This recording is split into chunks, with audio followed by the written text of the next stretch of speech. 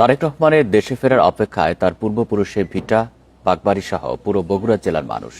গাবতলী উপজেলার ওই গ্রাম থেকে ৪৩ বছর আগে এরশাদ বিরোধী আন্দোলনের সূচনা করেন বিএনপি চেয়ারপারসন বেগম খালেদা জিয়া। ডিসেম্বরের শেষে বিএনপির ভারপ্রাপ্ত চেয়ারম্যান তারেক রহমান দেশে ফিরছেন, এমনটাই জানিয়েছেন দলের নেতারা।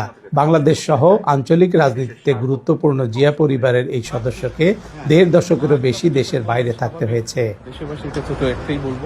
দেশে ফেরার পর তারেক রহমান তার পৈতৃক ভিটায় আত্মীয় স্বজন ও শুভাকাঙ্ক্ষীদের কাছে আসবেন, এমনটাই প্রত্যাশা এলাকাবাসীর।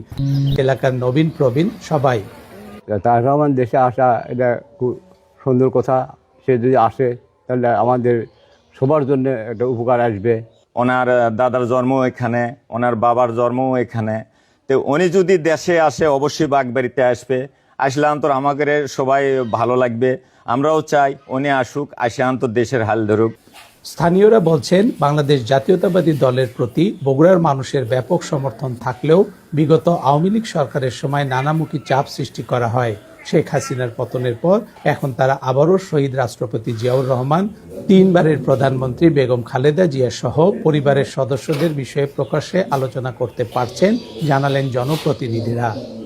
উনি আসছেন এবং অবশ্যই তার পিতৃভূমি বাগবাড়িতে যাবেন এবং সেখানে যে তাদের আত্মীয় স্বজন এলাকার জনসাধারণ যারা আছে তাদের সাথে সেই যে স্মৃতি বিজড়িত তার দিনগুলো ছিল এবং এখন এই যে আনন্দ অবশ্যই তাদের সাথে শেয়ার করবেন।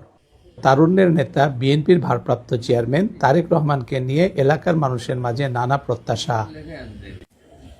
Hasibur Rahman, Independent News, Bagbari, Gabtali, Bogura.